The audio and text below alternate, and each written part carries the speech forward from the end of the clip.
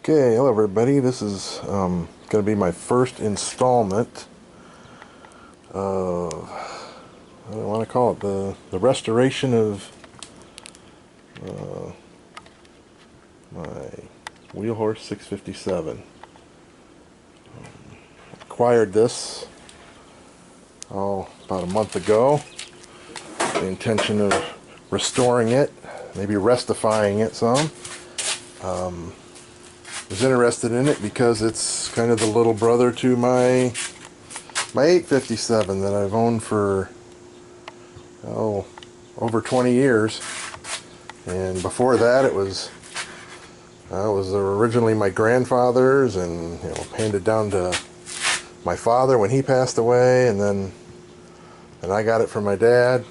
So that's always just been my tractor. I kind of grew up on it, mowing lawns and blowing snow, so hadn't thought much about it until I saw this little baby. Got thinking, hey, it'd be pretty cool to restore one. Plan on restoring them both eventually. So I already started. I should have started this video beforehand, because I have started taking things apart. I'm real limited on what I can do since I've had major back surgery a month ago, so I can't do any bending, lifting, or twisting. So I'm just kind of doing what I can to it, with the help of some friends and my son. Me and my son have kind of want to do this as a father-son project. So I kind of go through what I've found so far on it. Looks like so far the rear tires look in pretty good shape. I hope they'll be good. The fronts were, a friend of mine came over, my friend Dan came over, pulled them off for me, and went through a lot of pain and heartache and trouble to get the old tires off it, which are, as you can see, completely roached, which I knew. It's a shame because those are original Wheel Horse tires. Oh, get it in frame here. Also got, as you see, got a plow with it, although I have a plow that's like brand new. I already had for the 857.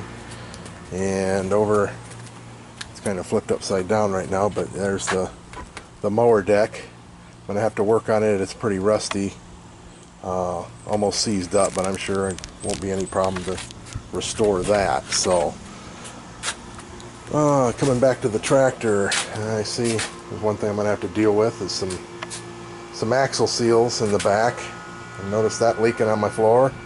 I have to get that cleaned up. It was pretty much all here, but it doesn't necessarily mean it all works. The ignition switch, I don't have a key. I tried the key out of the other one and it's seized up, so probably gonna have to get a new switch. The implement lever works, except the button is seized. It doesn't work, so I have to deal with that. I bought some on the tractor forums, the Wheel Horse forums. They mentioned using International Harvester Red, so I bought a can and squirted it on. It looks like it's probably going to be about the right shade, so I'll probably go with that for paint. Engine, 6-horse Tecumseh electric start with a pull start backup. Well, it's junk. Tank is all rusty inside. As you can see, I've already started dismantling, so I'll just take some of this. So that's junk. I don't know if I can fix that or not. I'm not really worried about it because I've got something figured out. I'll show you here in a second. The engine cover, you can see it is toast, completely rusted out. So I knew I was going to have to at least get both of those parts. Got these covers. That one's actually would be reusable. Cylinder head I already took off. seems in decent shape if I want to try to restore this engine. And as you can see, if you watch, as I turn the flywheel, no piston action. So yeah, we got a broken rod or something. I've got one of the fins here is bent, so that probably wouldn't bend back. Some of them are kind of corroded away here. So this engine's pretty well toast. The starter spins, but the Bendix gear doesn't come out and engage. Carburetors, even the choke's pretty well seized up. So, in other words, junk engine. So, I luckily found a replacement on eBay. This one seems in pretty good shape.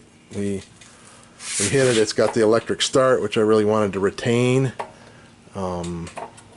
Got the tank is real clean inside. It was mounted on the tractor. The tank would have been mounted this direction. This one, it's mounted this direction. So I took it off, and I was thinking, okay, I'm going to have to revamp that bracket to take this bigger tank and all that. And then I had an epiphany, having my 8-horse. The tank mounts right up here. I will have to cut a hole for the shutoff valve to go through, but it's perfect. It'll mount right there, just like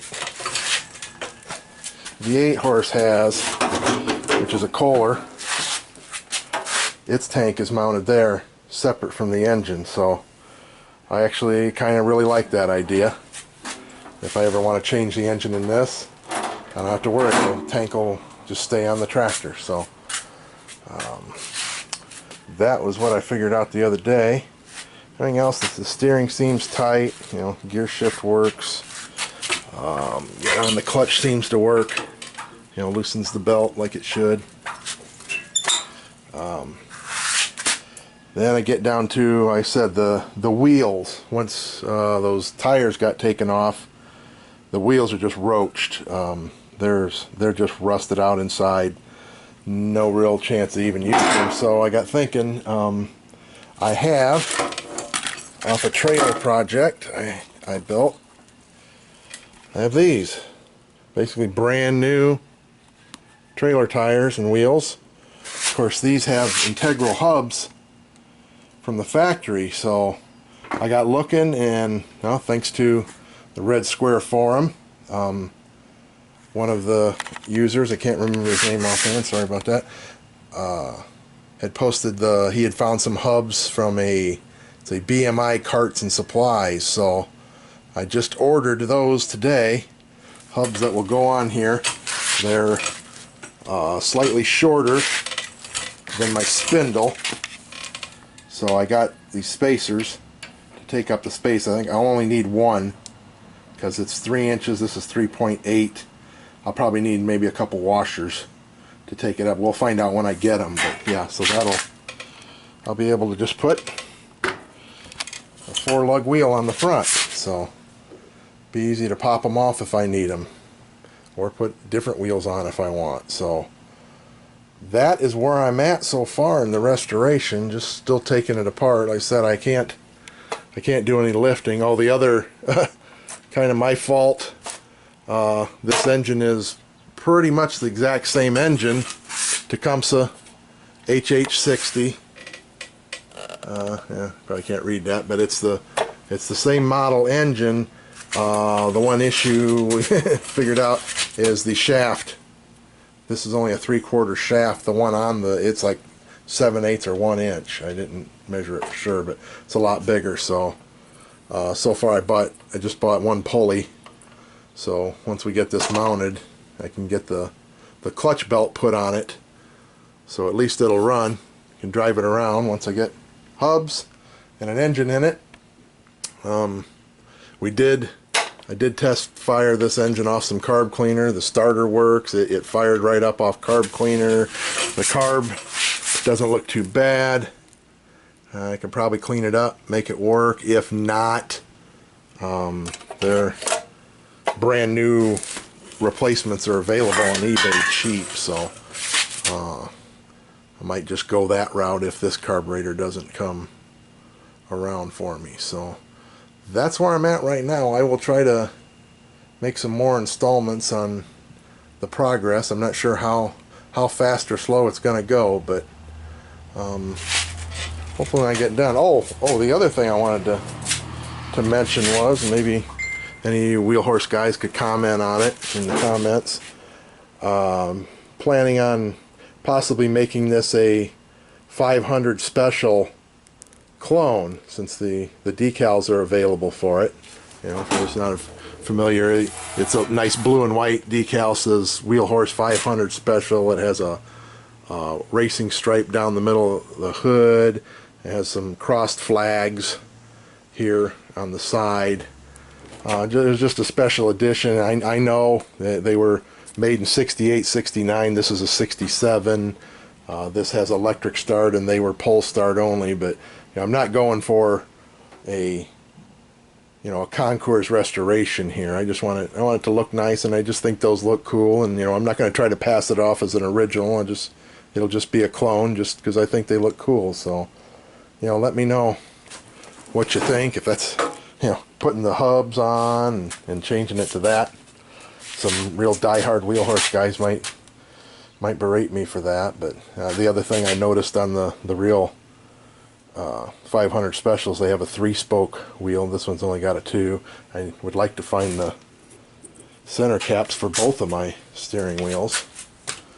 I said I plan to hopefully restore this baby eventually. One thing too, any wheel horse guys watching, and I see mine has the hydraulic lift for the implements, and I don't see that.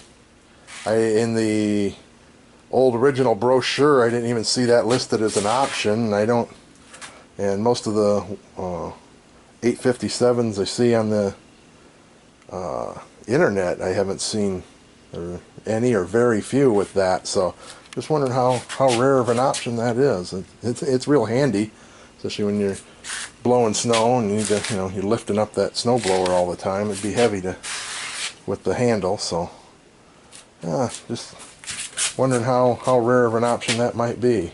But of course that's a different one. I'm trying to make the video mostly about this tractor right now. So I'll let you know. I should get those hubs in a few days. Hopefully I can get my son or somebody over here to help me swap out the engine, get it in there, and get it running and see how it works. So I'll make some more videos when those parts and things come in. So have a good day, have a fun time, be good. Talk to you later.